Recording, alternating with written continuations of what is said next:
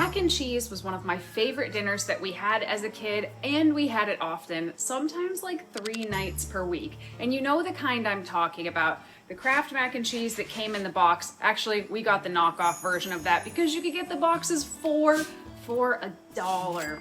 You certainly can't find that anywhere anymore, but that's okay because that type of mac and cheese is behind us. Today we are making a high protein, healthier version of mac and cheese where I think 2 ingredients that are really interesting come together to make the cheese sauce, and I really think you guys are gonna like it. And this one comes in at 20 grams of protein per serving. Plus it's got fiber. Hey everybody, welcome back to the channel. My name's Danny Taylor, co-owner of VeganProteins online coaching. And if you're a vegan who likes high protein recipes, finding healthier ways to make food you love, are looking to get in better shape, whether that's to build muscle, burn fat, get fitter, feel leaner, whatever, you've come to the right place because we put out new videos every week with recipes, meal plans, tips, tricks, and educational videos like this one.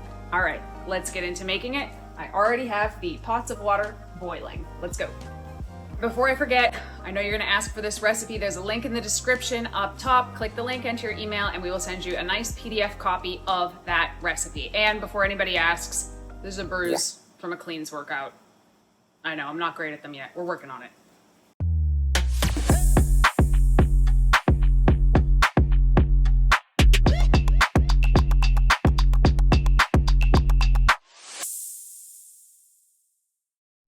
First, we're gonna get started with 2 pots of boiling water, 1 bigger and 1 smaller. And I'm gonna salt the water for the pasta, but you don't have to, it's up to you. Next, we're gonna add 8 ounces of a high protein pasta to the larger pot of water. Now you could use Banza, Brahmi, Barilla, whatever you want, but just be aware that whatever type you choose, it's probably going to change the macros of the final product up a little bit. This one called to be cooked for 9 minutes. So if it says 8 to 10 minutes or 9 to 11 minutes, cook it on the lower end of that so that it doesn't get mushy. While the pasta is boiling, I'm going to add 1 cup or 150 grams of diced potato and a half a cup or about 60 grams of diced carrots to the smaller pot of water. Now, if you want a little bit more nutrition, you can leave the skins of the potato on, but it won't have quite that same look at the end. And I'm using a Yukon Gold potato because they're a little bit creamier than a russet potato, but you can use whatever kind you want. And we are gonna boil those until they are fork tender, especially the carrots. I need a piece of carrot, which ended up being about 5.5 minutes here.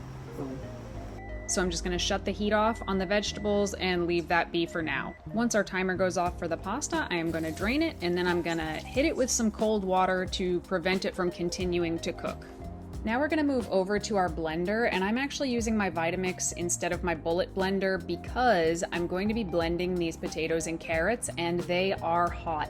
And I find that when you're trying to blend something hot in a closed container, it can explode. So I didn't want that, so I'm using the Vitamix, and I'm using a slotted spoon to get out all of the potatoes and carrots, which is kind of a pain in the butt. Why didn't you just drain it, Danny? Because we're gonna use some of the cooking liquid here as well, so I want to make sure to reserve that. So all the potatoes and carrots into the blender, and then I added a 1/4 cup of the reserved cooking liquid to this, and I'm just gonna start blending that with the top off but on very low, just to get it to start moving. And I ended up needing to add another 2 tablespoons or so of the liquid here to really get it moving. I just shut it off in between, scrape down the sides just a little bit, but you can see if you're a little bit patient, it does start to get very creamy. Once you feel like that's fully blended, we're gonna add a 1/4 cup or about 60 grams of silken tofu to this mixture as well. And again, just keep blending it, make sure it's nice and smooth. When you're making a double batch, this part is actually easier because you have more of the cheese sauce to work with, so the blades sort of catch it a bit better. So keep that in mind if you wanted to make a double batch.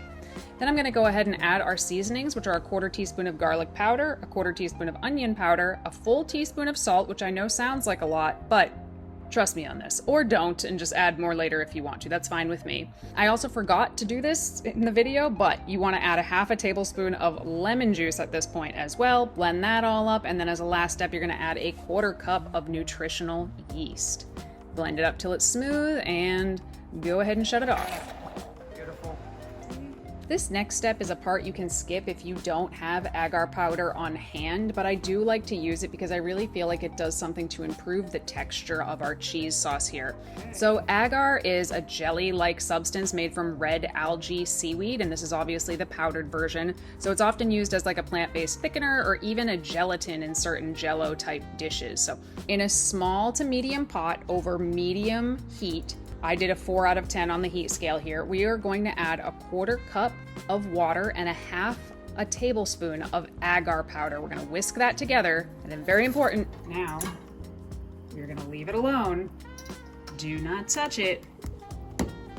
Don't touch. For 3 minutes. Leave the heat on, don't touch it. It's gonna look like it's solidifying and then liquefy again. It's kind of cool.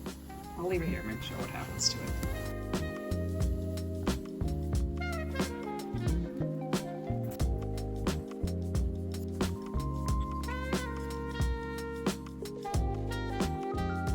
So if you're not using the agar powder, you could just skip to this step. We're going to put the cheese mixture that we have in the blender into that saucepan, and we're just gonna whisk it as we're pouring if you're using the agar. If not, you could just dump it in. Ah, I'm getting it on me. I'm getting it on me. I promise I'm not this messy of a cook when I don't have 4 lights and tripods and stuff around me. Oh. So we're just whisking it all together. Make sure to scrape the bottom of the pan. Heat's still on. Okay, so this is the texture we've got right now. There's one more step. And then in a small bowl, we're gonna have a tablespoon of cornstarch or tapioca starch and a tablespoon of cold water. And we have to whisk that together before we dump it in the pot, because if we just try to dump the cornstarch straight in, we're just gonna end up with little cornstarch lumps, which is gross. So we're gonna put that in, again, whisking it as we pour it in, and from here, in the next 1 to 2 minutes, that cheese sauce is really gonna start to thicken and take on this like gooey, melty texture that is awesome. We don't quite want it like boiling, so I gotta keep stirring it, otherwise it's just gonna overflow. This is where I'd say, give it a quick taste. It should taste particularly salty because it's going all over that pasta.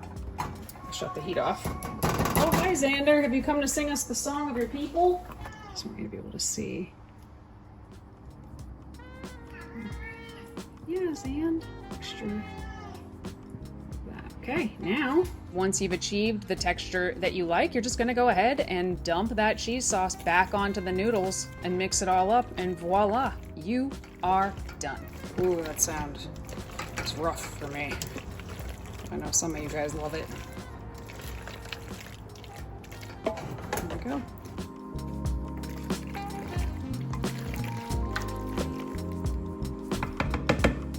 All right.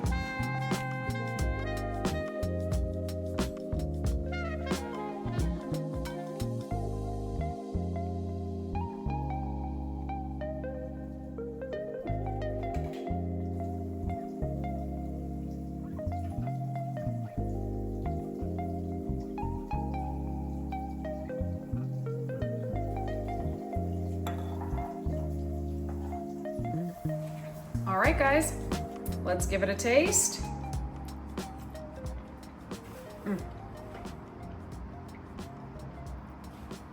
That is so much better than the stuff I had when I was a kid. I'd probably add peas to this, some cut up vegan hot dogs for nostalgia. Could add broccoli to this. I have added broccoli to this before. So good. This recipe, as I made it, makes 4 servings. I normally make a double batch of this, but I have heard some of my recipes make too many servings, so I cut it in half for today. This is 4 servings. Each serving is 258 calories, 20 grams of protein, 43 grams of carbs, and, I can't read because it's too far away, 4 grams of fat. And depending on what type of pasta you use, like if you use a banza or a brahmi, like this has 10 grams of fiber per serving.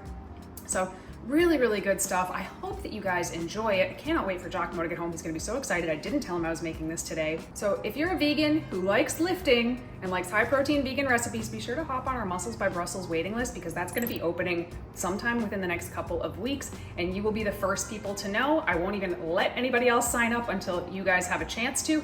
And if you're looking for more one-on-one coaching, which is where your entire program is custom built for you, your training, your nutrition, your habits, your weekends, your vacation, your mindset, accountability, That's what we do here at Vegan Proteins. Be sure to fill out a coaching assessment down below and you'll hear back from probably 𝐬𝐿𝐵𝐿 within a business day. We'd love to be a part of your journey. If you liked the video, please don't forget to like the video, subscribe, hit the bell, all the things I'm supposed to tell you to do at the end of a YouTube video, and we'll talk to you soon. Bye. Now I have to clean up that mess. You guys didn't see this, but that is broken glass. Damn it.